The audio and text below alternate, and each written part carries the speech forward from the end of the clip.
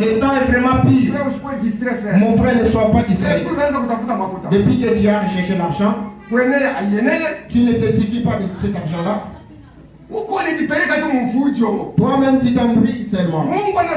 Dieu dit, le manger et le vêtement, ça vous suffit tout d'abord. Ils savaient qu'en ayant envie de beaucoup, les gens font des folies. Ils quittent même la volonté de Dieu. C'est pourquoi manger le vêtement, tout d'abord c'est là aussi. Si Dieu t'avait fait avec un véhicule, et tu l'auras. Et sans que tu aies fait des cérémonies. Dieu lui-même fera de sorte que tu y ailles. Ce n'est pas ce qu'on a suivi. Aujourd'hui les gens, il veut être vraiment et conduire le Prado afin qu'il soit considéré comme étant serviteur de Dieu. Je vais vous demander, Jésus il se promenait en quoi? Il faisait les pieds. Ah, il faisait les pieds. Les gens n'aimaient plus cela. Pour être un pasteur populaire, vous devez vous vêtir d'une veste, avoir un véhicule, avoir une maison toute ville. Ah, il a dit que c'est ça un vrai serviteur. Jésus dit, il avait même où poser la tête. La maison du Seigneur était dans quel quartier sur cette terre? Le Seigneur habitait sa maison, c'était dans quel quartier? À Jérusalem. Vu comment l'avenir, tout se trouvait à la maison de Jésus-Christ. Il savait quoi il avait suivi sur la terre. Comme nous sommes passagers, frères, sachons quoi est-ce que nous devons faire. Et Dieu nous bénisse. Vous avez chanté comme de racheter mon frère. Voilà comment au ciel ça va dépasser même ici. Nous chantons Nyimbo za Mungu 213. Nyimbo za Mungu 213.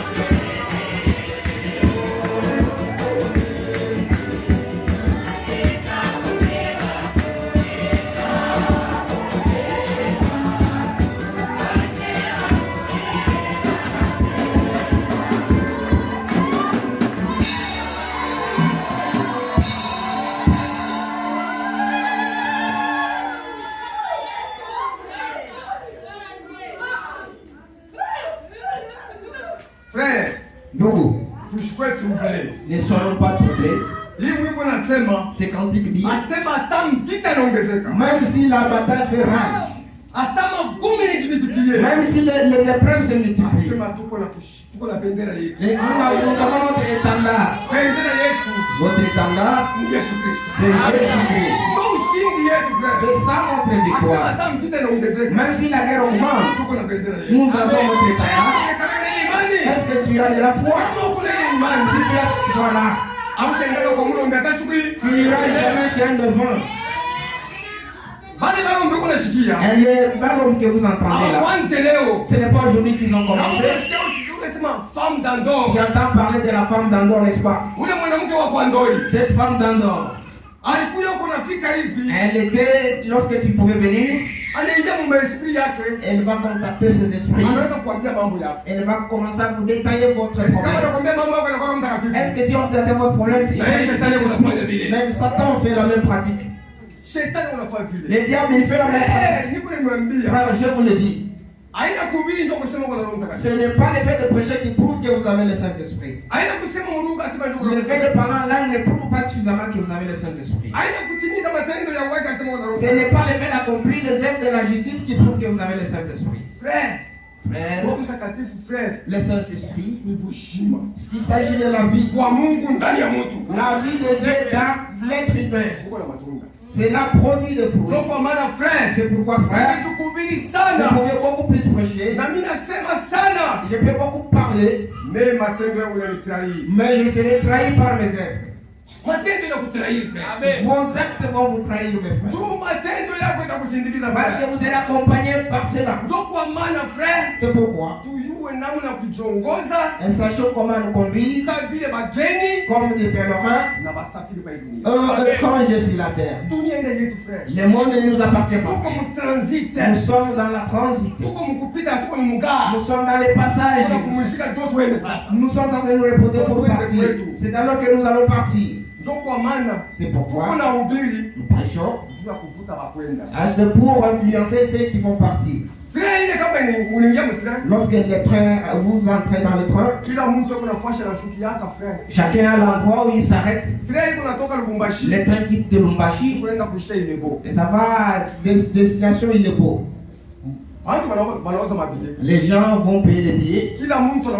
Chacun achète le billet. Chacun a sa gare par où il pourra descendre.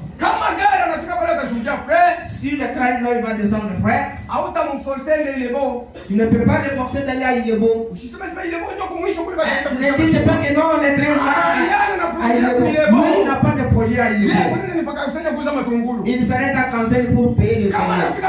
Une fois arrivé à Kansai, son voyage va par là. Il le descend. Il entre, il fait ses affaires. Parce que c'est les zones qu'il a suivi. À Okasai aussi. Ils vont descendre. Il y en a qui vont maintenant arriver à Ilebo. Voilà comment nous sommes dans le train de l'évangile. Il y en a qui descendent au milieu de son frère. Il est arrivé à sa destination. Tu ne peux pas regretter. Si vous le forcez, donc vous le forcez, il n'a pas de projet de vision. Ce sont là qui nous causent trop de problèmes. Parce qu'ils n'ont pas de vision. De là où nous partons, vous voyez les ramassis. Ayant vu les miracles que Dieu avait produits au travers d'Israël. Et aussi ce sont dit, ce Dieu est un Dieu véritable. Nous allons le suivre. Mais il est sans promesse. Israël est retourné dans sa patrie. D'où il était. Comme nous aussi. Il y a des gens de ce monde. Et ceux qui sont venus du ciel. Et ceux qui sont venus du ciel. Qui retournent au ciel. C'est pas les gens de ce monde. Parce que tu regardes les gens de ce monde, ils aiment les plateaux, la c'est leur endroit, frère. Maintenant, toi, tu les observes. Et tu vas te perdre. C'est pourquoi Israël, il s'est retrouvé ne pas entrer dans étant entré dans les côtés, arrivé à la mer Rouge, Mambo inachangé. Et le problème est changé. Wanamwambia Musa. Il dit à Moïse. Voilà maintenant, tu vois maintenant. Ce n'est plus Dieu qui les avait fait sortir. C'était maintenant Moïse. Ce n'est plus Dieu qui t'a appelé. C'est maintenant leur église. C'est comme ça que vous traitez leur problème. Non, c'est leur église. Ce n'est plus Dieu qui t'a appelé. Ça devient leur église. Voilà comment tes frères qui ont précédé ont parlé. Et si toi tu en parles aujourd'hui, ça ne fera rien parce que nous savons que c'est qui Moïse, qu'est-ce que nous t'avions dit? Qu'est-ce que nous t'avons dit? Maintenant c'est qui avec les chats. Est-ce qu'en Égypte il n'y a pas de tombe? Afin que nous y soyons enterrés. Maintenant que nous voulons mourir en désordre. Moïse, qu'est-ce que nous te parlions avant de sortir? D'autres personnes ont été contraintes de sortir. C'est cela qui était connu. Même si la guerre augmente, Jésus-Christ est le même ils hier. disent que Jésus il l'avait fait pour Josué et Caleb, il le fera aussi pour nous. Il avait sauvé Shadrach et Meshach, nous aussi le sauvera. Il est le même Dieu. Cet homme a de l'assurance. Même si la terre est devenue grande, il ne peut pas vraiment s'occuper de cela. Mais les glissants là dont je parle, les glissés sont là qui amènent les autres. En cas de problème, et les gens qui comptent ils le voient. Ils ne savent pas que Satan est venu pour que vous soyez. Si tu vois un problème venir, sache que l'on a une attaque. On a un ennemi qui est entré. Chacun devra prendre son arme. Les gens ne savaient pas cela. À l'église, c'est là-bas. C'est seulement le pasteur. Ils n'ont pas de pasteur. L'église appartient à Dieu. C'est pourquoi, ayant vu la mer rouge étendue là-bas, l'armée de Pharaon arrière, ils ont échoué au parti. Ou bien que les dieux qui les a sortis par la main puissante, ils l'ont là-bas. Et toi tu oublies aussi le Dieu depuis Pentecôte, il est avec nous jusqu'à la fin. Nous vous oublions, frère. Nous avons déjà oublié, c'est pourquoi si c'est vrai que tu as Dieu là-bas, tu ne feras pas des choses de sottises. Ton père est là, tu vas faire des sottises là-bas.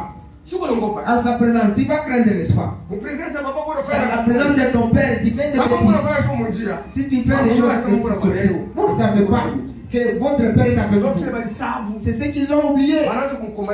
Ils ont commencé à combattre. Moïse qui voit. Comme Moïse dit prophète. Il y a des autres 14. Il dit gardez silence. Vous allez voir les Égyptiens que vous voyez. Vous ne le reverrez plus jamais. Alors qu'ils étaient encore venus, il a vu comment ils vont périr dans nos frères. Dieu c'est Dieu de sa parole. Ils ont vu comment Dieu a traité les humains, les Égyptiens, tous périr dans l'eau. Myriam de l'autre côté, il saisit par la joie d'Israël et l'a tambouriné. C'est dit que c'est pas seulement les hommes. Les hommes étaient distraits, alors que Myriam a pris la tambourine. Myriam a suscité de l'onction dans l'église. L'église a été suscitée par l'onction. Et on commence à la joie d'Israël. Ils ont fait ce que Dieu a fait pour eux. Mais Dieu, on ne les trompe pas. Il sait ce que vous êtes. Comme il sait ce que tu es, il va te parvenir à la fin de votre vie. Tu vas arriver à un point où tu vas essayer quoi faire. Si tu arrives à un point où tu ne bien faire, à ce moment-là, on te appelle. Il y a des gens qui oublient Dieu. Maintenant ta force est finie. C'est le temps où tu dois invoquer Dieu. Les gens quand il n'a plus de force, c'est le temps qu'ils cherchent vraiment les chefs. Si tu n'as plus de force, c'est vrai. Ne force pas aller n'importe quoi. Arrête-toi et appelle Dieu. C'est ainsi que tu vas bien marcher. Aussi pas, tu vas te retrouver dans une maison de défunt. Vous allez vous rencontrer dans une maison de divination. Ils ont traversé la mer. Alors que le désert les attendait. Frère, l'Égypte et Canaan. C'était un endroit court. À faible distance, il venait acheter à manger, il les tournait. Est-ce qu'il pouvait faire les 40 ans? C'était tout près. La distance comme ici à Colombie. C'est la distance là qu'ils ont effectué 40 ans. 60 km Égypte et Canaan. Mais à Colombie, 40 ans. Est-ce que vous allez comprendre cela? Pourquoi? L'incrédulité.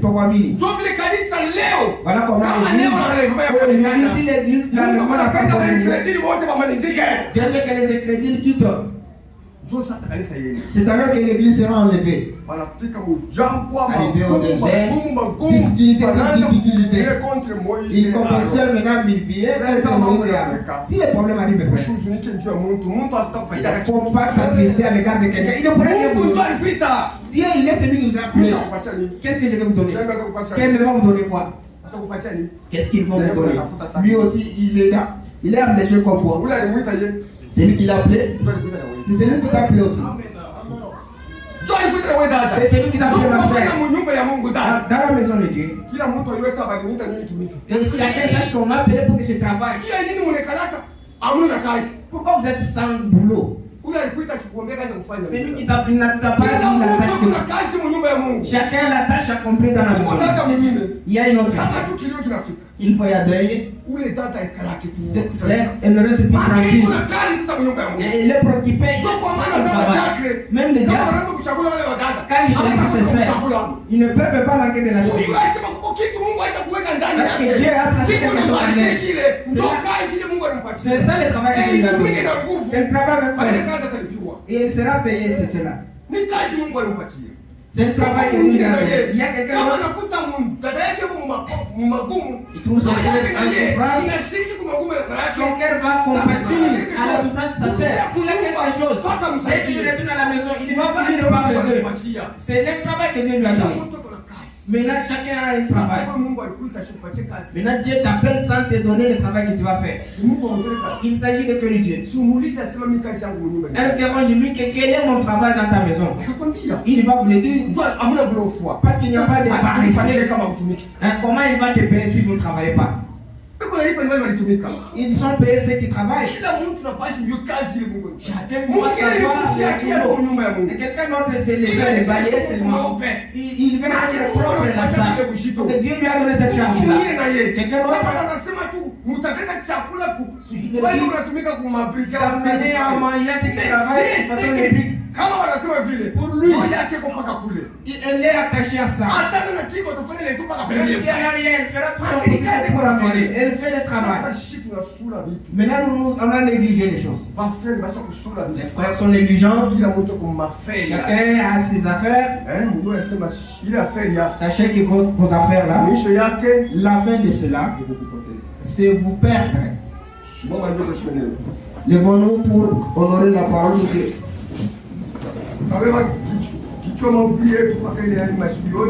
Les thèmes de notre sujet, c'est toujours les thèmes quotidiens.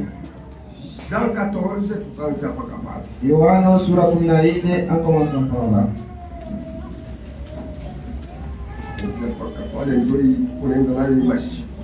Donc c'est avec ce sujet que nous évoluons pendant Jean 14 tuanze hapa. Yohana sura 14 mstari wa kwanza. Que votre cœur ne se trouble point. Moyo wenu usivurugwe. Croyez en Dieu et croyez en moi. Mwamini Mungu na uniaminie. Il y a plusieurs demeures dans la maison de mon père. Kuko makao ya mingi mu nyumba ya babangu. Si cela n'était pas, kama haingekuwa hapo, je vous aurais dit. Nilipaswa kuambia. Je vais vous préparer une place. Ninaenda niwatayarishie fasi. Et lorsque je m'en serai allé, na wakati nitaenda, et que je vous aurai préparé une place, na wakati nitakwisha kunitayarishia fasi, je reviendrai. Nitakuya. Et je vous prendrai avec moi, tawabeba pamoja na mimi, afin que là où je suis, vous y soyez aussi. Juu ya pale nitakuwa na wewe mkwe pale. Vous savez où je vais. Mnajua wapi niko naenda. Et vous en savez le chemin. Mnajua vile vile na njia. Thomas lui dit. Thomas anamwambia, Seigneur, Bwana, nous ne savons où tu vas. Atujue kwenye uko naenda. Comment pouvons-nous en savoir le chemin? Sasa tutajua njia. Jésus lui dit. Yesu akamjibu, je suis le chemin. Mimi niko njia. La vérité. Niko kweli. Et la vie. Na niko uzima. Nul ne vient au Père que par moi. Hakuna mtu anaweza kuja kwa baba yangu bila kupitia kwangu. Baba wa mbingu, mfalme wetu, mara nyingine tunapika asante na kushukuru Mungu mtakatifu. Baba, wewe ndio unakusanya watoto yako, unaita kila mmoja wako kutoka kunyumba. Wengine leo banafunga makazi yao yote, bako ba msoko banaacha mansoko, ba mumabioske baleviacha, ba pharmacy baleviacha, ba mashamba bote banaacha makazi yao, abakuye kusikiliza mtu. Juu ndani ya mtu amkaleke kizuri. Ndio kwa maana wewe peke ulisemaka wakati ya mwisho hakuna mtu atafundisha mtu mwenzake, sio tutafundisha na wewe peke. Tunakuhitaji wewe peke ukuye ufundishe kanisa yako. Mungu wetu uingie mseni, Baba ubambie kile ulibaitia. Mungu wetu tuko naishi wakati ya mwisho, kurudi kwako kunakuwa karibu. Ndio kwa maana tunahitaji wewe Mungu upate kututayarisha mpaka vile unaenda kutayarisha fashi kule tutaenda. Baba na si Baba ututayarishe mfalme wetu, ndio tukue tayari kuweza kupokea vile vile. Baba bariki kanisa, bariki batumishi yako, bariki bandugu na badada, bale bote beko na ngaika njua kazi yako yende kumbele, bale beko na contribue kumadini yao na maofrande. Baba upate kubabariki, njoo beko na ifanya njua neno yako. Baba we peke upate kubakumbuka, njoo beko na timiza umoja wa neno yako. Asante Bwana, utubariki wakati pamoja kwa mwanzo mpaka mwisho, mjina la uwezo la Mwokozi wetu Yesu Kristo wote. Amen. Amen. Somme tena 16. Nous allons lire Jean chapitre 16 verset 12. Nous allons lire là-bas. J'ai encore beaucoup de choses à vous dire. Nikingali na vitu vya mingi vya kuniambia. Vous ne pouvez pas les porter maintenant. Lakini hamwezi kuibisikia hapa sasa. Quand le consolateur sera venu, wakati mfariji yeye atakuja, l'esprit de vérité, ile roho ya kweli, il vous conduira dans toute la vérité. Itamiongoza mkweli wote. Car il ne parlera pas de lui-même. Kwa sababu hatasemea juu yake mwenyewe. Mais il dira tout ce qu'il aura entendu. Atasema vile yote alisikia. Et il vous annoncera les choses à venir. Na atamitangazia vitu vile vitakapokuja. Choses à venir. Vitu vile vitakuja mbele. C'est là où on a dit choses à venir. C'est thème vitu vile viko nakuja mbele. Jésus anasema, Yesu dit, en vérité, je vous le dis. Kwa kweli kweli nawaambia. Manake ile wakati verite haikuwa na mtu mwingine. La vérité est personne n'en possède. Verite ni Jésus Christ. La vérité c'est Jésus Christ. Ah, ndio verite. C'est lui la vérité. Cette vérité. Dans cette vérité, huko bushima. Il y a la vie. Tena ile bushima. Cette vie, ndio njia yetu. C'est ça notre chemin. Anasema niko njia. Il dit je suis le chemin. Niko tena ukweli. Je suis la vérité. Na bushima. Je suis la vie. Yeye mwenyewe Jésus Christ. Lui-même Jésus-Christ, la même personne. Asema hakuna mtu anaweza kuona baba kama yeye. Personne ne peut voir le Père s'il n'est pas sur moi. Kwa maana wakati wa prophète. Voilà pourquoi quand les prophètes. Ba prophète wanaanza kusema. Le prophète disait, ainsi dit le Seigneur. Hivi Bwana anasema. Parce que lui, il a pas un chef qui lui disait des choses. Voilà pourquoi chaque prophète qui avait dit le Seigneur pouvait dire ainsi dit le Seigneur. Ainsi dit le Seigneur. Ainsi dit le Seigneur. Mais le temps de Jésus, ainsi dit le Seigneur, il n'était plus l'éternel. En vérité, je vous le dis. Kweli na au-dessus de lui, il n'y avait personne. Et il dirait par lui-même. En vérité, je vous le dis. Kweli nawaambia. En ce cas-là, c'est Dieu dans la chair. C'est ça la vérité que en kweli nawaambia. Personne ne peut voir le Père. Le Père là c'est lui. Cet esprit-là que nous venons de lire dans Jean 16 et 12. Jean 16 et 12. Qu'il nous enverrait un autre consolateur. Après avoir payé la rançon. Comme l'expiation. L'agneau de Dieu autant le péché du monde. Il s'est fait sacrifice. Après avoir acheté le gens par son sang, il est allé placer leur corps sur l'autel. Il a pris son esprit. Il a descendu dans l'église afin de continuer.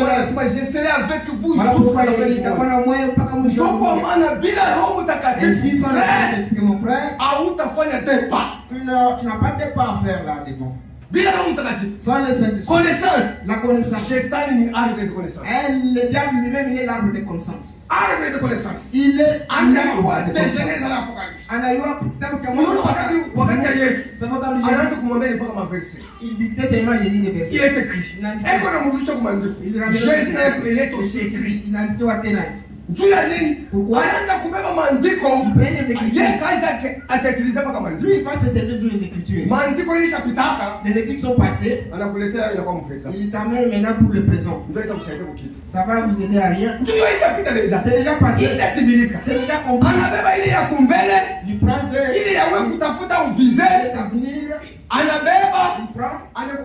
Il prend il dit que c'est déjà passé. C'est toujours les Écritures qu'il joue avec. Il sait que tu crois aux Écritures. Vous allez les démasquer. C'est pourquoi il vient toujours avec les Écritures. Mais Dieu aussi était vraiment prudent. J'ai encore beaucoup de choses à vous dire.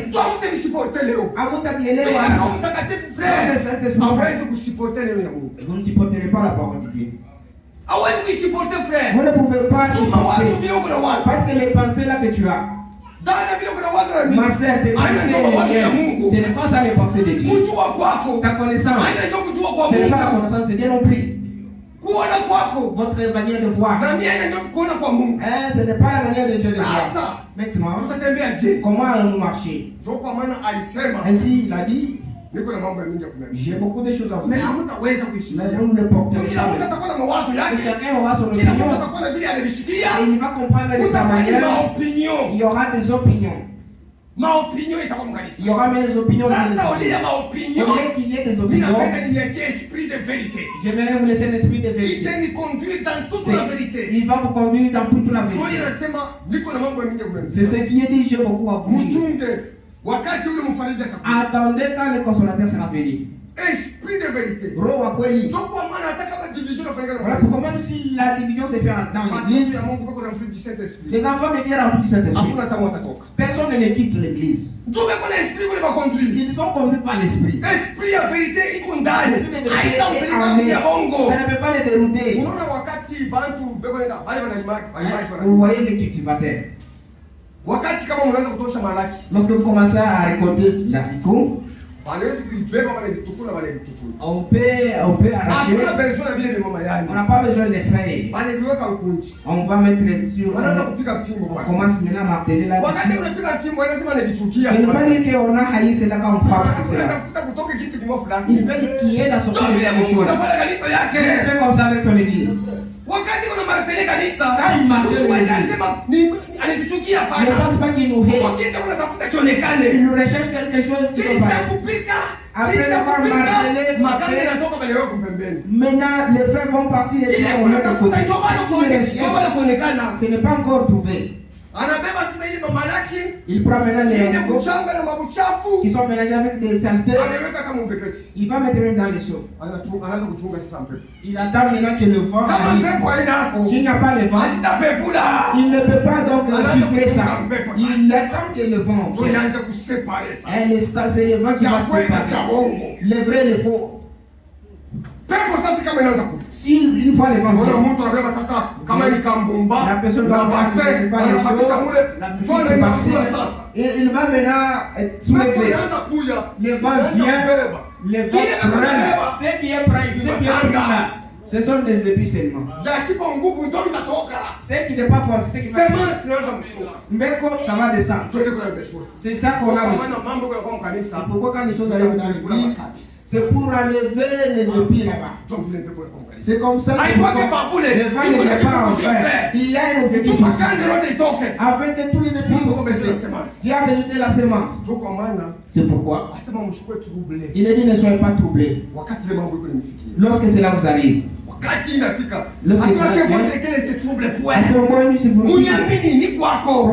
je suis l'éternité. Je ne vous laisserai pas, je suis avec vous tous les jours. C'est pourquoi, frère, si nous sommes là, ce n'est pas au hasard. Dieu avait promis au temps de la fin.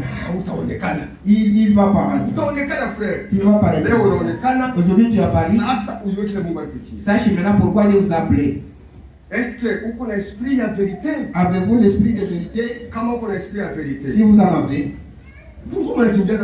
pourquoi fuyez-vous la prière?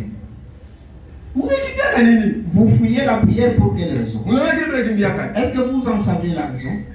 L'esprit à séduction. C'est l'esprit à kutongoziwa. Vous êtes séduit vous-même, vous êtes amusé. Comment vous avez dit amen à la parole de Dieu?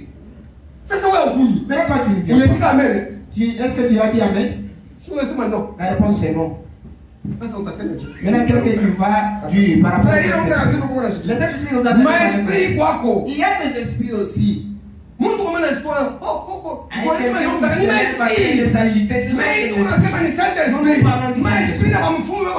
esprits même les devins en ont aussi. Vous connaissez les démons de Mikalaï. Se réveille, commence à prophétiser. Cela existe. Allez au village, vous allez rencontrer ça. Les démons de Mikenji. Ceux qui vivent au Kassai, c'est ça. Ce sont des cérémonies que faisaient mes arrière-grands-pères. Comment on parlait aux démons? Les démons de Mukenji. Un esprit impie. Lorsqu'on va raser quelqu'un de cheveux, on va raser au milieu de la tête. De l'autre côté, on va raser avec la lame de rasoir. De l'autre côté, avec les ciseaux. Ils nous ont séparé les milliers, ici les ciseaux, ici les lames. Vous ne comprenez pas? Toutes les coiffes ne s'y entrent pas. Tu adores quelque chose que tu ne connais pas. Alors c'était l'adoration de l'air de les démons Mukenji. Le grand-père, il dormait comme ça. Il va voir la suite. Il va vérifier. Effectivement, ça va arriver. Est-ce que c'est le Saint-Esprit? Non. Même les démons. Alors ces gens-là, ils sont entrés dans l'église. Ils s'appellent prophètes. Ils sont devenus prophètes aujourd'hui. Les astrologues là que vous entendez. Et il va seulement te regarder dans la main. Il commence à parler de toi. Et il va détailler. Et il parle de ce qui va arriver à partir de la main. C'est pourquoi dans la main, il y a des secrets que Dieu a placés. L'avenir de l'homme, c'est pourquoi Dieu impose les mains. Il sait la puissance qu'il y a dans la main. Satan est entré dans la main, il regarde. Il commence à parler de toi, des choses à venir. Les astrologues, ce n'est pas des esprits, ce sont des démons. Ces gens-là, ils sont entrés dans l'église. Ils sont dans l'église. Si vous n'avez pas l'esprit de vérité, ils vont vous conduire à la vérité. Les gens adorent les médiums dans les églises. Ils ont dans votre église, il n'y a pas de prophétie. Qui d'entre vous aura interdit de prophétiser? Quiconque a la prophétie avec cela, on a venez avec cela, frère. On va faire entrer ça ici. Votre prophétie. Oui, il est frère. Vous avez dit que oui, il est frère. Dans ta prophétie. Va servir avec votre prophétie. On va introduire ça là. Si ça ne passe pas, c'est faux. c'est faux. Sasa kama wewe mwenyewe hata uko na bongo ma prophecy. Toi-même si tu as des ukiamini tu message, il faut croire au message. Kisha tu unaingia huko. Une fois que ça va disparaître. Utashinda kufanya ile mizako na faulu. Je vais faire des séances. Ile mizako na faulu. Ce sont des des prophéties qui ne pourra plus les utiliser. Parce que l'esprit de Dieu rôde ici. Si tu t'azardes, tu seras saisi. Nous allons te démasquer. C'est pourquoi, frère, nous devons savoir quoi nous faire. Sachons quoi nous devons faire. Nous ne pouvons pas faire tout ce que nous voulons. Nous allons lire dans la prédication les choses qui sont à venir. Page 7. Page 7. Paragraphe 22. Paragraphe 22. C'était facile pour ces Juifs qui avaient reçu cet enseignement depuis des générations de croire qu'il existe un grand Dieu. C'est naturel. Mais de penser que ce Dieu était descendu et qu'il s'est manifesté à travers la personne de son fils. Sasa bambo kuamini na kuchikia sema ule Mungu mkubwa alishuka na anajionyesha kupitia mwana wake. Ndio pale palikuwa nguvu. C'est là qu'il y a ilikuwa ni mambo, ilikuwa chose à venir, kama kuna matabiri bila pour lui la basemea. Aliambia na maprocedure. Asema tena nibikia ndio tazala. Que c'est sera la vierge. Inafanya tazali kwa peut-être. Yote ndiko nini kwa ndikwa. Mais siku ilifika. Les jours cela arriva. Balishinda kuifumbula. Ils ont échoué de découvrir cela. Banashinda kuvumbula sema huyu ndio ule balakaka. Il s'agit de ces gens qui c'est comme ça que nous allons nous ne saurons pas qu'on va parler cela dans le message. Jésus-Christ, que Dieu avait fait sa demeure dans un corps de chair, ça c'était un peu trop fort pour eux. Ils ne pouvaient pas le comprendre. Mais il disait, maintenant, comment vous avez cru en Dieu? En Dieu. Croyez aussi en moi. Car il y a beaucoup de demeures dans la maison de mon Père. Je vais vous préparer une place.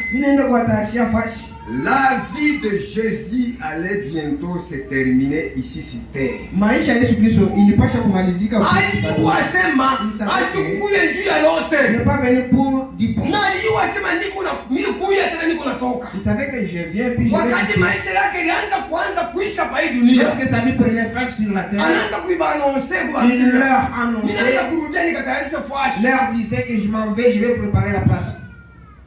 Ninaanza kurudi na wewe unajua sio uko msafiri pa dunia. Siku kwa maisha yako mwisho. Sasa kuna mwisho ya maisha utafanya nini? Maintenant à la fin de votre vie, qu'est-ce que vous allez faire? Yeye anaanza kwenda sasa kutayarisha fashi. Lui il allait maintenant leur préparer la place. Alors anasema maisha yake il vit que sa vie inaanza kumalizika pa dunia. Tendait maintenant à la fin sur la terre. Il avait montré aux gens et leur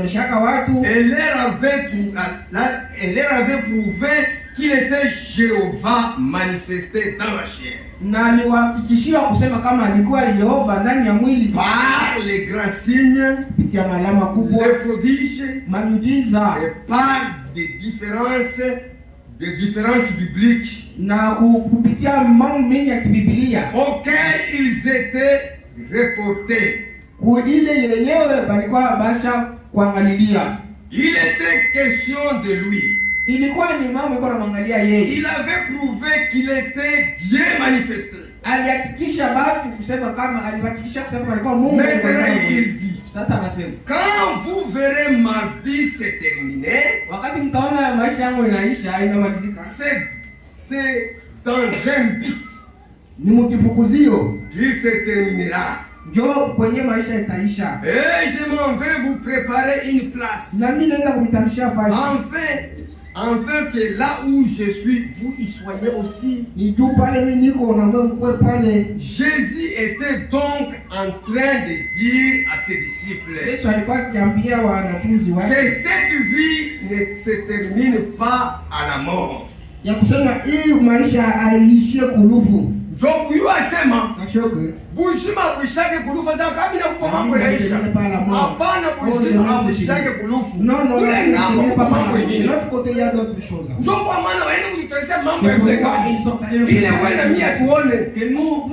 Yesu ndio njia. Tumwamini tu. Ndio tutafika kule kwashi. Nous serons arrivés à cet endroit. Siku ya Yesu nani?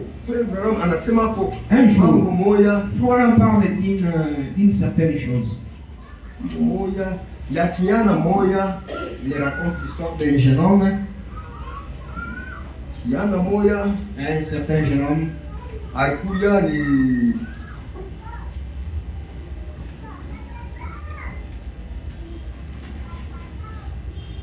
alikuwa ni mtumwa. Ce jeune homme-là fit un esclave. Alikuwa ni mtumwa. Il fit un esclave.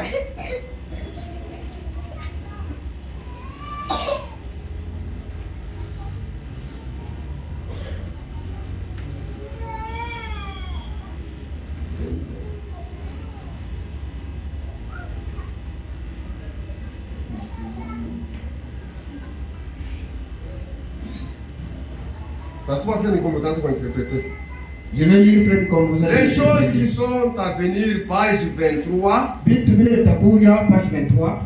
Paragraphe 69. Paragraphe 69. Il y a longtemps.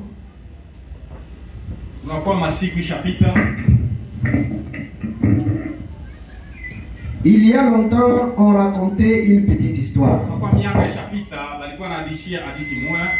J'ai remarqué qu'il y a un frère de couleur assis à l'arrière.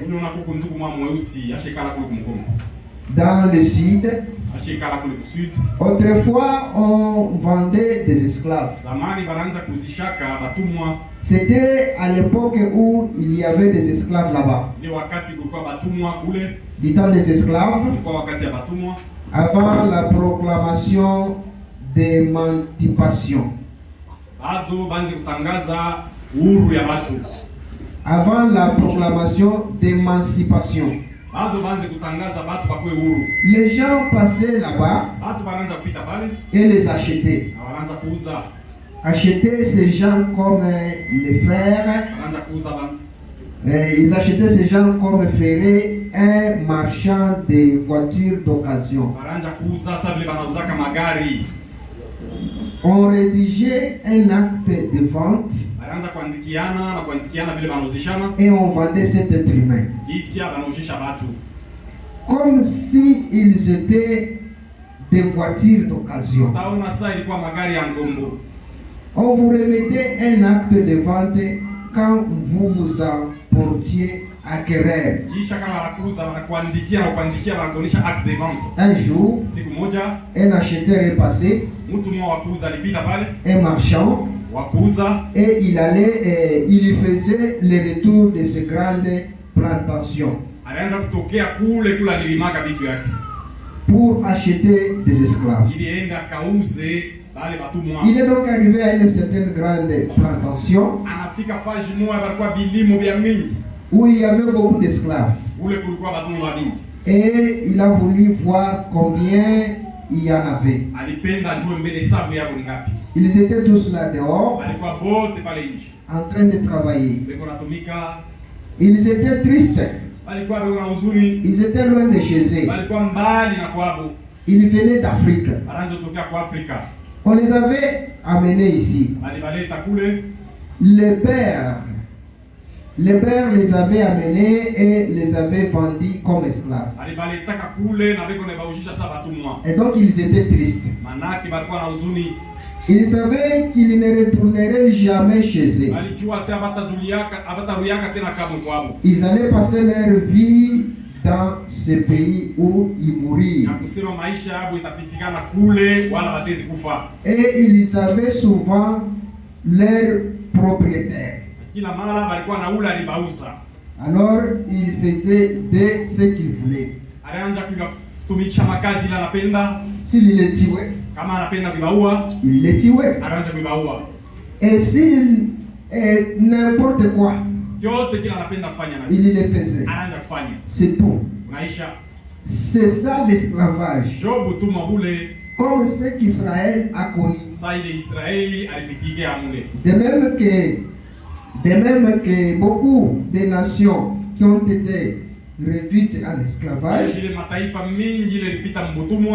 et il s'emparait de ces pauvres esclaves. Il ne faisait que servir. Il plairait. Vous savez, tout le temps. Et ils étaient tristes. Mais ils ont remarqué un de ces esclaves. Un jeune homme qui bondait les torses et qui gardait la tête haute comme ça. Lui, on n'avait jamais là le fouetter. Lui, on n'avait jamais à lui dire ce qu'il avait à faire. Alors ce marchand a dit, je vais acheter cet esclave-là. Il a dit, il n'est pas à vendre. Il a dit, c'est lui que j'aimerais acheter. Il a dit, non, il n'est pas à vendre. Il a dit, est-ce qu'il est le chef de tous les autres? Il dit non. Il a dit, il n'est pas le chef. Il est un esclave. Il a dit, eh bien, peut-être que vous lui donnez autre chose à manger que ce que vous donnez aux autres. Il a dit non. Ils mangent tous ensemble là-bas à la cantine. Il a dit, qu'est-ce qui rend ces garçons si différents des autres? Il a dit, eh bien, voilà moi aussi, pendant quelque temps, je me suis posé cette question. Mais ces garçons, bien qu'ils soient un étranger venu d'Afrique, là-bas en Afrique, son père est le roi de sa tribu. Et bien qu'il soit un étranger, qu'il soit loin de chez lui, il se conduit comme un fils de roi.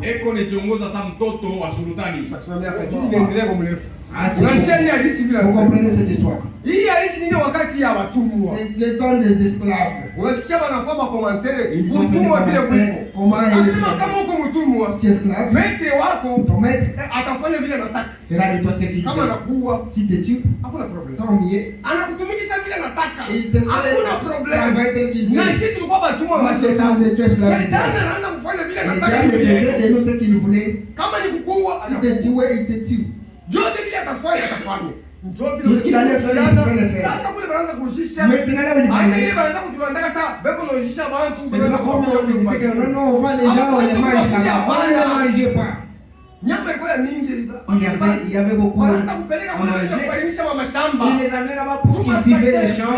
S'il n'y avait pas assez de tracteurs, ils cultivaient les champs. C'est là où se trouvaient ces gens. Regarde ces gens. On envie à tous ces esclaves qui venaient là. Sa santé était différente des autres. La manière dont il marchait, il était fier. Il ne voyait personne au-dessus de lui. Il était à l'aise. Mais il était dans l'esclavage. Les patrons des esclaves, il n'avait pas le temps de les fouetter. Il était prêt à tout moment au boulot. Il ne s'en souciait pas de son esclavage. Le propriétaire des esclaves, il admirait toujours. Mtoto wa Mungu hataki mfanye rafika mbaya. Il doit être remarqué. Atakuwa different na watoto wa Mtoto wa Mungu. Fanya rafika. Là où il arrive, il faut qu'il soit différent. Parce qu'il sait ce qu'il est. Tu vas chez lui, tu vas être différent de ce qu'il a fait. C'est comme ça que ces gens-là. Il était différent des autres. Il était à l'aise. Il avait dans la poche, il se promenait. Vous voyez qu'il est patron. Vous allez voir qu'il est chef de tous les esclaves travailleurs. Il était à l'aise. Les chefs commencent à le dire. C'est homme manqué l'audace. Il était libre. Il n'était pas esclave de quelqu'un. Bien qu'on le faisait travailler, il sait que je suis le fils du roi. Il marchait avec toute fierté. Les gens l'observaient. Le patron, ça l'a troublé. Il commence à demander. Il est originaire aux autres. Celui-là, comment il est comme ça? Vous voyez, c'est notre. Là où nous étions arrivés. Son papa, il est le chef de cette tribu-là. Il dit oui. Il honore son père. C'est même ici dans l'Israël. Il honore son papa. C'est un enfant du roi.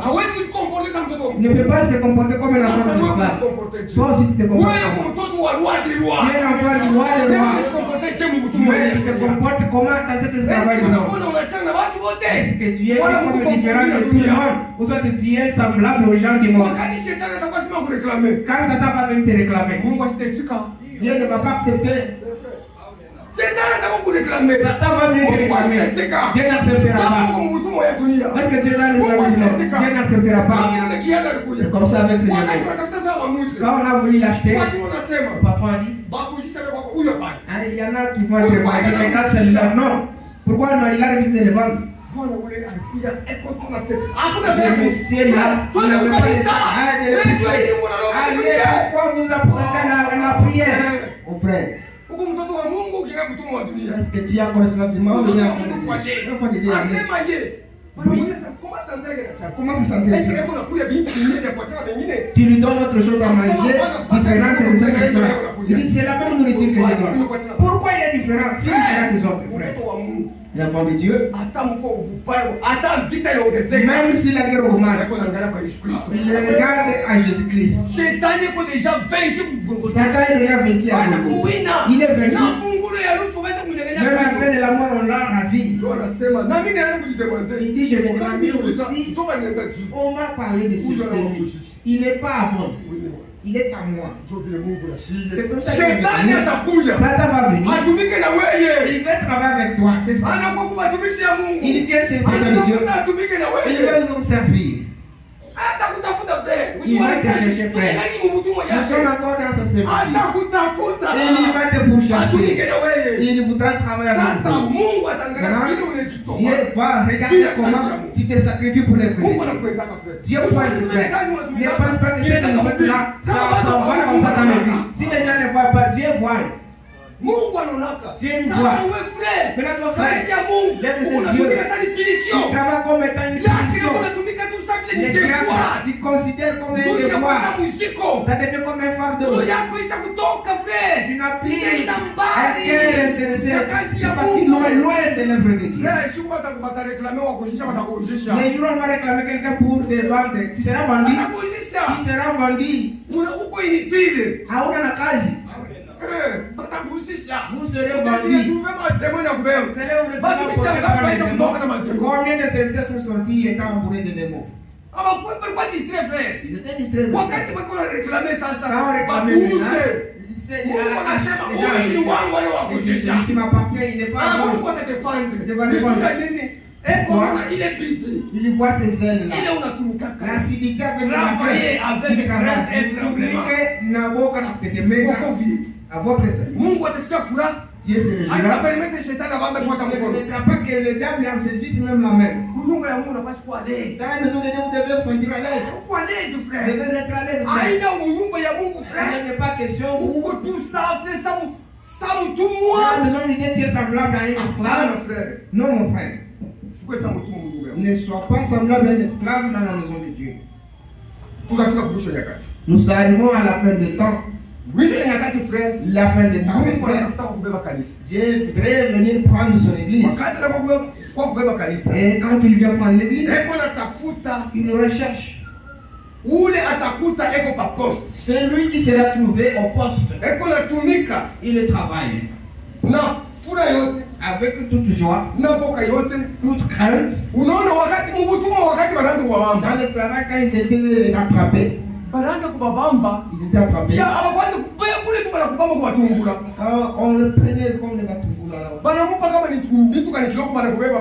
On lui donne quelques peu de choses. C'est comme ça que les diables ont commencé à être fouettés. Peu importe qui travaille pour les diables, il y en a qui se font.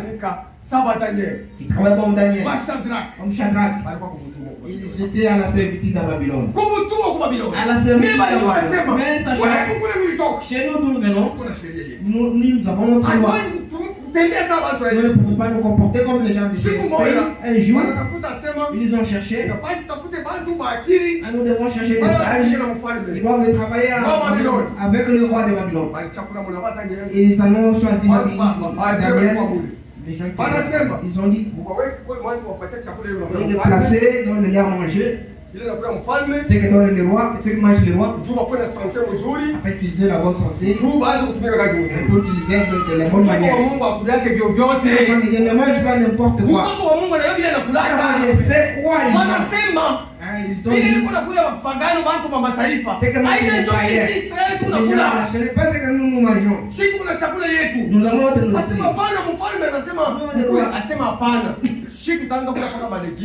Nous avons notre nourriture. Nous allons manger des légumes.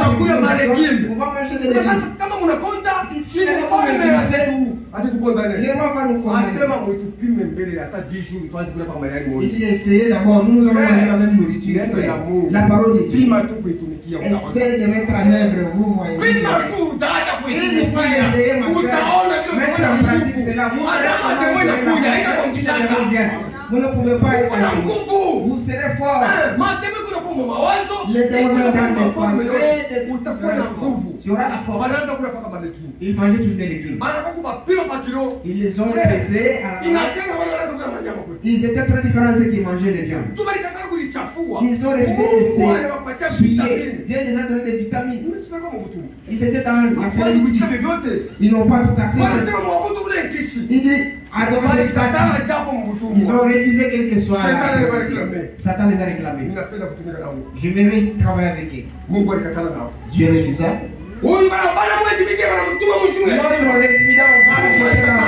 Dieu a refusé.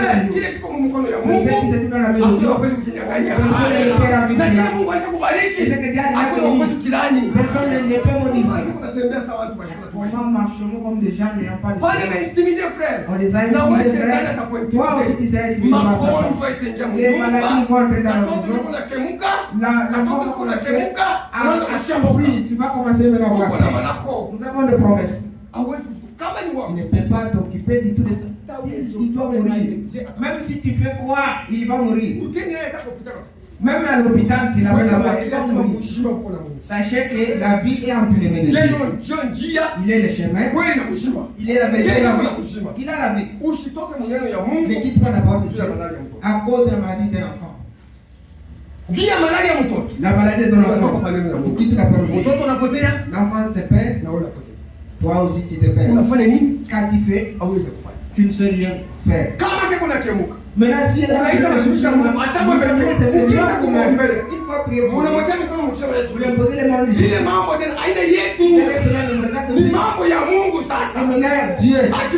il met. Il est guéri sans nous regarder. Parce que aliombea ashitunze mimi naenda kwa associé. Pasteur a prié, ce n'est pas guéri, je parle pas la kwa associé. Vinaendelea vinaenda kwa kombe mimi naona ile yetu peut-être lui. Akina imani yao na. Toi tu n'as même pas la foi.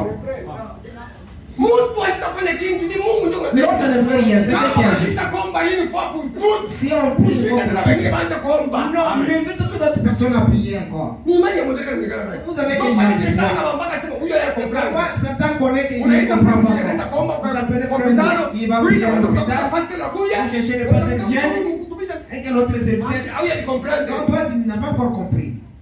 Mungu baisha kumwambia Kaini deja mambo ni shaba. On a déjà parlé de ça. Mungu ana mtu wa kusema mpaka mara tatu mara nne. Dieu n'est pas un homme qui Baisha parle kumwambia unaisha. On lui a parlé Kuna c'est fini. tuna imani. Toi c'est pas la foi. Ile imani kwenda kupanda. Cette foi morte. Imani kwenda kupanda. La foi morte. Wewe kwenda kukimbia. Et les démons sont Imani morts. kwenda kupanda. La foi morte. Hata magonjwa inapanda. Si les maladies Imani s'aggravent. ipande yule. Que la force Magonjwa inapanda. monte. Imani hiyo La maladie monte. La force monte de plus que la maladie. Tutafika mwatiti moja. Vous allez arriver à une altitude quelconque. Magonjwa yanashinda kupanda. La maladie va échouer maintenant de Wewe surmonter. imani itakuwa yulu. La force sera maintenant élevée. Unaanza kuishusha sasa. Et la maladie va commencer à se rabaisser.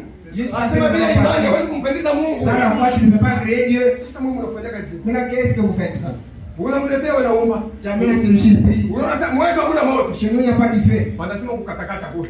Il dit là-bas, Unaanza kuangalia huko kwa Fred hapana il regarde les frères et Sema sœurs. ndio kukatakata unaenda. Tu pars chez les Baada ya frères. kwa mbaanza kuosema badala wengine. Les sœurs, on les conseille seulement les parlements Ndio dans kweli shimo tulikuwa mkanisa. Ah, nous sommes dans l'église. Na mimi niliendaka kule walinisaidia. Moi, je suis allé là-bas, on m'a aidé. Hein. Hata ile predication yako. Ma sœur, cette prédication-là, ta prédication-là, Acha hiyo dada. arrête ça. Kama ni wewe ulienda. C'est toi qui es parti. Usiambie mwenzako ende. Ne dis pas à ta sœur d'aller là-bas. Moi c'est ile ma prédication yenu. Arrêtez vos prédications-là. Kama wewe kuna imani ya uvuguvugu. Si tu as la foi, tu aides. Wewe uende wache ndugu yako. Ne va pas et laisse tranquille ton frère. Sasa na wewe dada kama wewe kuambia. Toi aussi, c'est comme vous l'apportez cela. Oh, c'est. Unatoka kuna kupembeni kule kuko moto. Là-bas, il y a du feu. Ndio ile ilifanyaka sasa. C'est ce que ça veut dire. Anafukusha bafumu mkanini mnani mkini. Il a chassé les Mais kwa aliacha Mungu. il a Mungu sasa sikumvisiteni kundoto. Dieu l'avait visité ni par Ni kuhubiri mimi ni kuprofesi. Ni par la prophétie. Alikuwa obligé akatafute yule mwanamke wa kwanza yule. Il était obligé d'aller chercher les défunts. Akatafute mfumu. Il est allé chercher les défunts. Alijetupa kwa mfumu. Il s'est retrouvé dans la maison. Ni retrograde ndio unapeleka watu kwa mfumu. C'est le rétrograde qui amène les gens à aller dans la maison des défunts. Utasoma Mrome. Lisons dans Romains.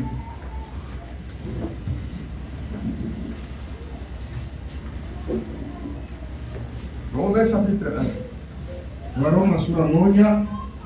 Some ça. Romains chapitre 1, tuanze mu 18. Au verset 18.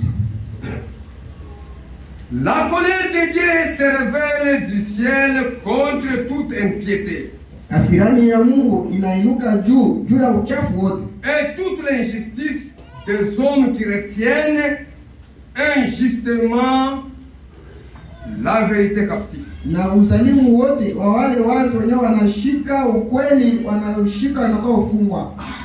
Asema kolera ya Mungu. La colère de Dieu. Lisha kuinuka frère. Et c'est les relève. Nous sommes à la fin de la colère de Dieu. Kubali watenda maovu. Aux impies. Pale beko na changer neema ya Mungu. Change la grâce.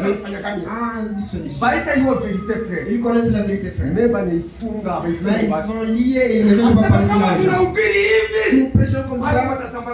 Les gens vont se disperser. Kama tunasema hivi badala ndio watatoka. Na watuku tukisema hivi banani tena watatoa. Ils vont encore vérité captive. La vérité unaifunga inakuwa unafutika. Banafutika vérité. Ils ont caché la vérité. Ces gens ici ont manifestation ya ile maile kolera ya Mungu. Nous attendons cette manifestation.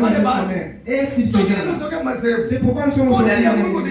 La colère de Dieu sur ces gens. Ils savent la vérité. Ils ne veulent pas proclamer cette vérité. Kutole ndio banamuke batoke mfoli ya dunia bali bacha banamuke biko nafanya ils laissent les femmes se comporter ils entrent avec des pantalons avec des mèches avec des cheveux de macaque tout cela ils portent cela sur la tête ils ont si tu mets au monde et avant partir tu vas te coller un jour dans la maternité. Rouge aux lèvres. Et tu mets ton monde et on va avec des rouges aux lèvres. La maquillée sur les saisons. On va mettre au monde. Vous allez appeler les gens. Et toi-même qui n'as pas fait, c'est ça c'est quoi? Pourquoi? Parce qu'on sait ces gens de Mais si elle est normal, tu commences à la maquiller. Vous remplissez les démons aux enfants. Tu remplis les démons aux enfants, elle est encore bébé. Vous la remplissez des démons. Voyez quand on a fait il y a un objectif pour suivre. Il y a un objectif pour. C'est comme les réseaux. Une fois vous avez un téléphone, arrivé à l'endroit des réseaux, tu appelles. C'est là où tu les recherches. Ça va capter les réseaux. Tu as créé les réseaux si tu as les démons d'adultes. Les gens avec qui doivent être, on appelle. Ça répond sur toi.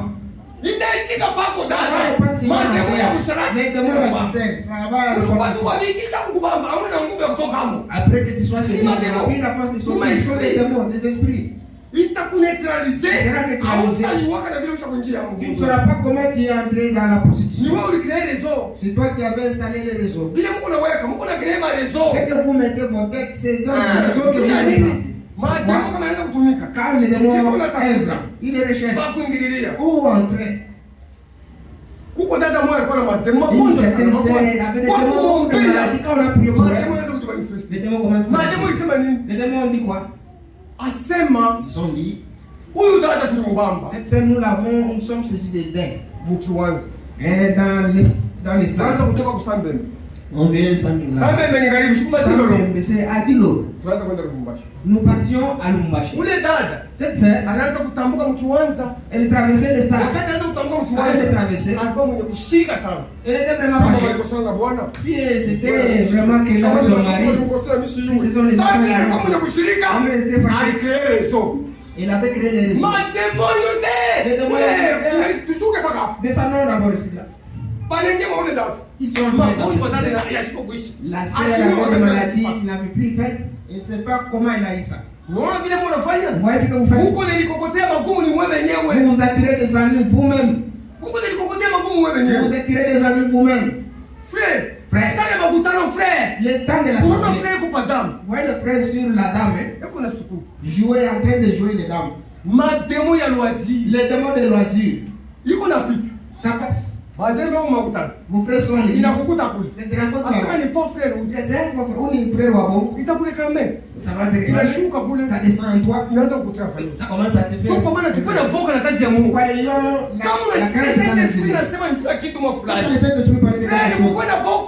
Dieu. Craignez Dieu et travaillez pour Dieu.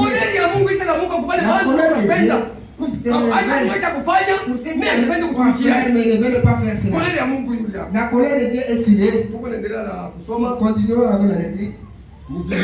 Car ce qu'on peut connaître de Dieu est manifesté pour eux. Kwa maana vile vyote walistahili kujua kutoka Mungu waliviona. Vile vyote vinastahili juu mjue Mungu. Ulipokea fare. Wahubiri wacha kufundisha frère. Basi kuambia yeye chawe kufanya. Yeye na kutembea vis-à-vis de la parole. Dieu ayant fait connaître. Mungu aliwajulisha. Mungu acha kujulisha yote kupitia kwa tumishi wake. Dieu a fait connaître tout au travers des serviteurs de Dieu. Kwa hivi les perfections invisibles de Dieu, maukamilifu ya kuonekana ya Mungu, sa puissance éternelle, uwezo wake wa milele, et sa divinité, na Mungu wake se voient comme à l'œil depuis la création du monde. Iko naonekana sasa vile umacho peupe tangia kuumbwa kwa mbingu. Asema Mungu wake. Sa divinité. Na uwezo yake. Sa puissance éternelle. Yote biko naonekana tu. Kupisa kumaumbile. Yote tuko naona création. Mungu ana karabia de. Na watu wa dunia wako naona frère. Asema kwa mwisho wa dunia. Bila c'est que Dieu avait dit est vrai. Tout est en nous devant. Pourquoi les gens ne veulent pas œuvrer pour Dieu? Kama unakataa, si tu refuses, uko ile wanataka chose à venir. Il y a ile wanataka vile kitu unafanya mbele. Ukakataa neno ya Mungu. Après avoir refusé la parole de Dieu, itakufikia. Il y a quelque chose qui va vous arriver. Un problème. Itakufikia ndio unakataa neno ya Mungu. Parce que tu as des mambo itakufikia. Un problème va t'arriver, frère. Wewe uchunge. Attends, Na unatumikia Mungu. et celui qui travaille pour Dieu, il y a aussi quelque chose qui va lui venir. Quand on les considère dans ces ouvrages, Wakati Mungu tuone mwangalia maumbile yake, ils sont donc inesquisables. Wale watu hawawezi kusamehewa. Tunasikia? Vous comprenez? Hamutasamehewa. Vous ne serez pas pardonné. Tu mnajua vérité. Parce que vous Kuna connaissez nini la message vérité. kitanda la Vous avez le message dans la fin. Fanya vile vya kufanya gani? Vous faites ce que vous voulez. Tu Unarudia, retournes. asema Mungu asitakusamehe. Dieu ne te pardonnera plus. Tu unajua vérité. Parce que tu connais la vérité. Mais haupende. Tu ne veux Kolera pas. ya Mungu yule La hapo. colère de Dieu, c'est toi. Kwa maana ukwenda boka ya kazi C'est ya Mungu. pourquoi aie crainte de l'œuvre de Dieu. Puisque ayant connu Dieu, Kwa maana baliua Mungu, ils ne l'ont point glorifié comme Dieu. lakini hawakupenda kumtukuza sawa vile Mungu. Munamjua Mungu wa kweli Yesu Vous avez Kristo. connu Dieu, mais pas Ampende Jésus. kumtumikia sa yeye sa Mungu. Vous ne voulez pas travailler pour lui comme Dieu. Alijifunua Il s'est révélé. kudunia Mungu. sa vile Mungu. Comme Dieu. Mais watu wapende Mais kumtumikia. les gens ne veulent pas travailler pour lui. Continue. Et ne lui ont point rendu grâce. Na hawakushukuru. Na wakumshukuru hapo Ils shukuru. n'ont pas rendu grâce. Mais ils se sont égarés dans leurs pensées. Lakini balienda batongoza mawazo yao wakenda mbali. Bantu wanaanza kutumikia mawazo Les yao gens kwa ya commencent kutumikia neno ya Mungu. à suivre leur passion. Et leur cœur sans intelligence Na maambio yao yasipokuwa na akili a été plongé dans les ténèbres. ilitupa mugiza, ikamugizwa mugiza. Aujourd'hui les gens Beko mungiza se total. trouvent Ndio kwa maana Mungu alitoka mkanisa. Anaanza kuita kila mtu il kwa kwake. commence à appeler chacun pour soi. Se vantant être sage. Beko na kitabu kujifuna sema beko na hekima. Ils sont devenus fous. Lakini maisha kama majimu. Ils ont changé la gloire du Dieu incorruptible à l'image représentant l'homme corruptible, des oiseaux, des quadrupèdes et des reptiles. Banabadilisha utukufu ya Mungu, banamupatia hayo mtu kiumbe na mamiti mandege yenyewe na vitu viko natambaa. Unasikia vile wanasema banabadilisha utukufu ya Mungu frère. Ils ont changé. Banapatia hiyo mtu Branham. Ama wengine wanaweka kinkisi. Wengine wana mtu hivi.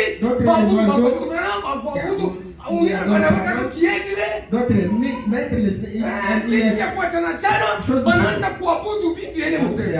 Wanaanza kuregrete. Pour le regretter. Unapanda kule wanaenda. Vous voyez les gens sont arrivés. Ils adorent des choses qui n'ont pas de signification.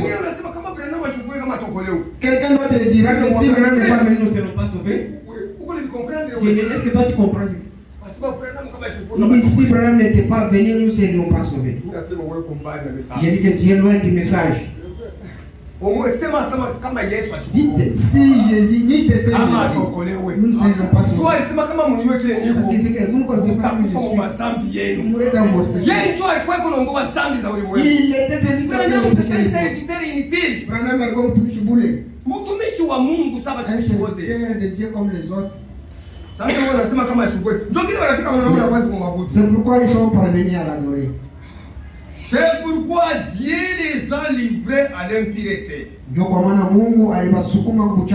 Selon les convoitises de leur cœur.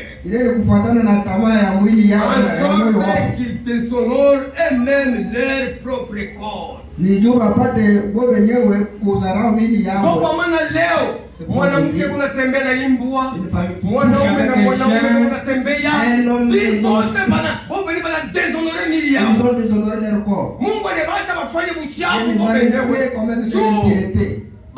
Wafanye vile wanataka. Afin qu'ils fassent ce qu'ils veulent. Eux qui ont changé la vérité de Dieu en mensonge. Et qui ont adoré et servi la créature au lieu du Créateur. Qui est béni éternellement. Amen. On a vu les maladies comme niveau ya kuabudu. Asema kolera ya Mungu. Il est dit que la colère de Dieu est au-dessus. Deuxième chronique. Lisons dans 2 Chroniques. Unaona makonsekansi ya kuacha neno la Mungu. Huko mashoza à venir itanifikia kisha kukatana neno ya Mungu, kisha kujiplonge mu mambo yetu. Huko mambo itafika. Mungu anafika mnivo bantu ba déshonorer na mili yabo bo wenyewe. Les gens eux-mêmes déshonorent leur propre. Juu ya kukatana neno ya Mungu. Juste le fait de Mungu anabaacha banaingia mu mafoli. Ole kuabudu Mungu wanaanza kuabudu kiumbe. Au lieu d'adorer leur Dieu, ils commencent à adorer les esprits. Ils sont saisis par les esprits impurs. Donc on va la deuxième chronique. Pourquoi des chroniques 36. Des chroniques chapitre 36. 11. Verset 11. Sédéchias avait 21 ans lorsqu'il devint roi. Sédéchias alikuwa na miaka 21 wakati alipokuwa. Il régna 11 ans en Jérusalem. Akatawala miaka 11 kule Yerusalemu. Il fit ce qui est mal aux yeux de l'Éternel son Dieu. Akatenda dhambi mbele ya Mungu wake.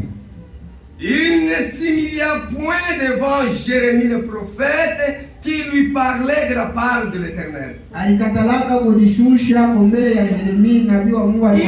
révolta même contre le roi Nebuchadnezzar. Il lui avait fait jurer par le nom de Dieu. Il réduit son cou, endurcit son cœur, au point de ne pas retourner à l'Éternel, le Dieu d'Israël. Tous les chefs des sacrificateurs et le peuple multiplièrent aussi leurs transgressions selon toutes les abominations des nations. Banaanza kuimite vile mataifa vile wanafanya. Ni Israeli huyu. Na sisi tunaanza kuimite vile mazero vile wanafanya. Tunatoka kwa principe yetu. Et il profanait la maison de l'Éternel. Qui avait sanctifié à Jérusalem. L'Éternel Dieu leur père. Donnant les bonnes heures à ses envoyés, la mission de les avertir. Akaleta masaa mzuri akapatia wanabii bake akwe kubarifu. Car il voulait épargner son peuple et sa propre demeure. Mais il se moquait des envoyés de Dieu. Il méprisait ses paroles. Et il se riait de ses prophètes. Jusqu'à ce que la colère de l'Éternel contre son peuple devint sans remède.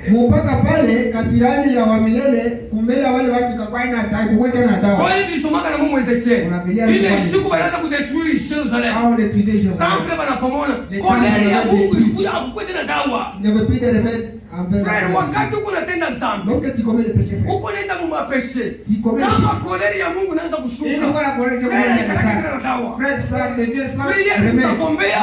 hakutakuwa jibu. Utaenda kwa watumishi, hakutakuwa jibu, juu ni kolera ya Mungu. Sasa mbele ya ile mambo kufika, Mungu anakuita kurepentance. Dieu t'appelle à la repentance. Tasoma ku Proverbe. Je vais lire dans Proverbe. Avant colère ya Mungu ifike kwa Mungu. Avant que la colère de Dieu atteigne la personne. Mungu anakalaka kuna avertir. Dieu avertit. Tunasikia sasa Mungu anawapatia batumishi wapate kubali avertir. Des serviteurs balipenda kuokoa taifa yake. Il a voulu sauver son peuple na nyumba yake et sa maison. Mais bo balikatala. Mais eux ont refusé. Mambo ilifika sasa mbaya kwao. Maintenant le problème était la colère de descendre sans remède. Tulisoma tena wewe Mrombe sema hapa tunasema colère ya Mungu iko suspendue. La colère de Dieu suspendue sur nous. Iko na chunga. Et l'attend. Ni banani wale tangukia. Qui sont sur Avant yanguke frère. Mungu anasema sote kimiliete. Dieu dit mtoke katikati yao. Ya bantu wanatenda maovu. Des milliers de gens qui commettent les iniquités.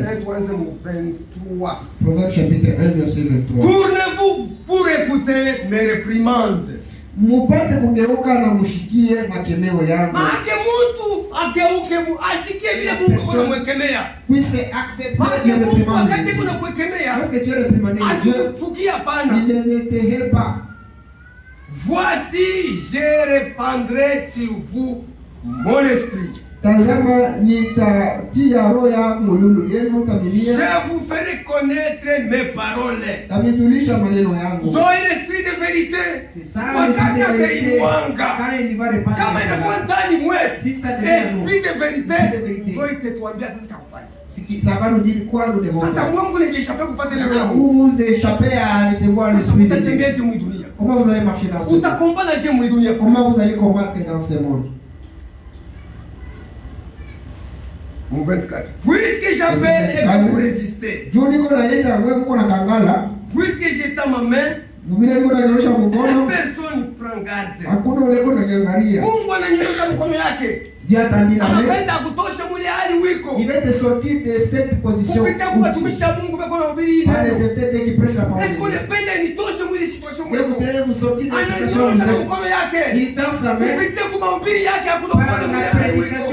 Hakuna tabu kuna répondre anyoshe mkono yake. Personne aussi ne réciproque aussi. Kila mtu anachokipenda maferi yake. Chacun s'occupe de ses affaires. Kila mtu anatafuta maisha yake. Chacun recherche sa vie. Mambo ya Mungu ni retard. Les affaires de Dieu c'est un retard. Voilà ce qu'il dit. Comme tu refuses, quelque chose va vous arriver. Les choses à venir. Vite, tu me le racontes. Après que tu es refusé, il y a un problème qui vient sur toi. Devant toi, il y a un problème qui t'attend. Un jour, ça va t'atteindre. Tu vas regretter. Puisque vous rejetez tous mes conseils. Comment hivi mnatupa mashauri yangu? Et que vous n'aimez pas mes réprimandes. Moi aussi je rirai quand vous serez dans la malheur. Mambo itakufikia sasa. Les choses qui vont vous arriver. Wakati utakuwa mama magumu. Quand il y aura des maladies, mambo inakufikia ça vous arrive maintenant. Ndio wakati Mungu ataanza kusema. Voilà, Dieu va rire sur vous. Utetuita tunakuwa kuomba. Vous allez nous appeler, nous allons prier. Utaweka hapo mgongo. On tourne les dos comme ça. Dieu il rit sur toi. Aucune réponse ne sera donnée. Tu vas dire l'autre n'a pas la puissance. Il invite l'autre, il vient, il prie. Même réponse, il n'y a pas de réponse. Dieu va rire. Vous comprenez les conséquences. Quand la terreur vous saisira comme une tempête, et que le malheur vous enveloppera comme un tourbillon, quand la détresse et l'angoisse fondront sur vous, alors ils m'appelleront et je ne répondrai pas. Ils me chercheront et ils ne me trouveront pas.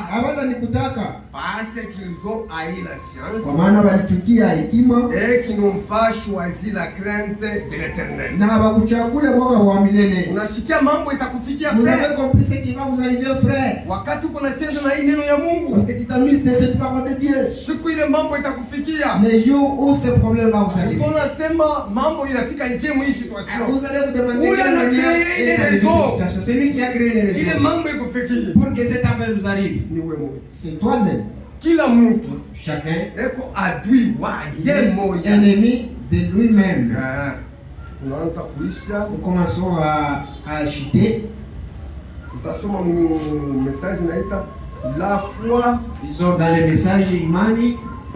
La foi qui a été transmise une fois toute. Imani ile ilipewa kwa watakatifu mara moja. Maana imani ilipewa tunafika deja. Cette foi qui a été donnée. Tutasoma tout d'ardari na nous allons lire rapidement.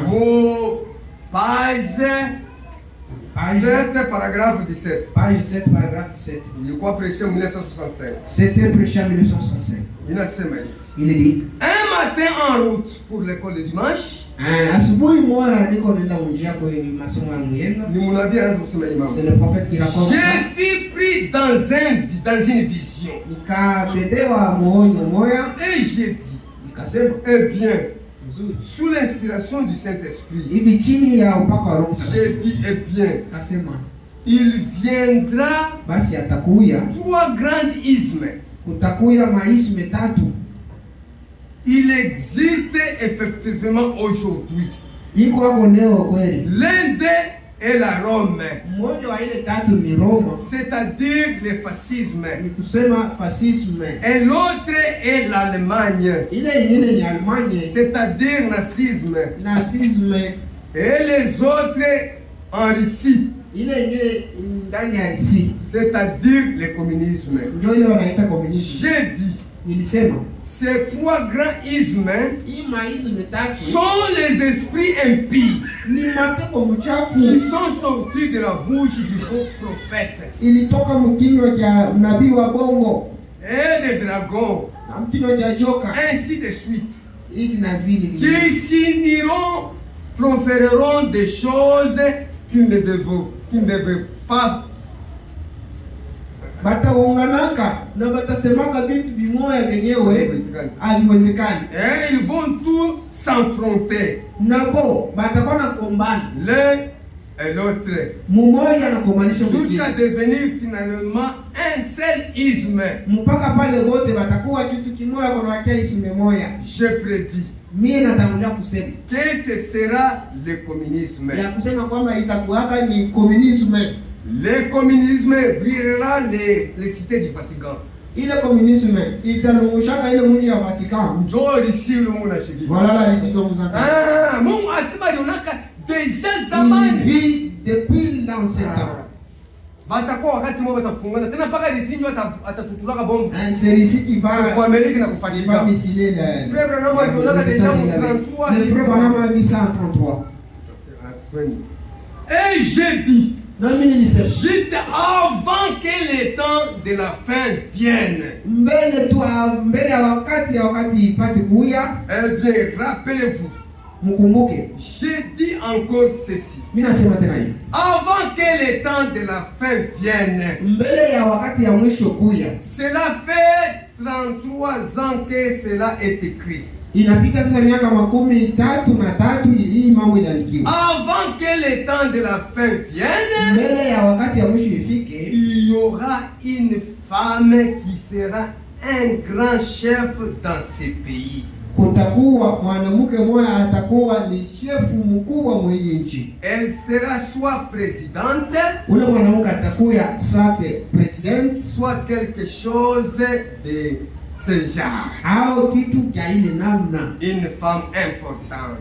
Mwanamke mmoja wa kabaila wa mafaa. Ile mambo haikufike. Est-ce que cela n'est pas arrivé? Yuko États-Unis ule vice-président. Aux États-Unis le vice-président. Wakati Biden alikuwa mwenye kuchoka.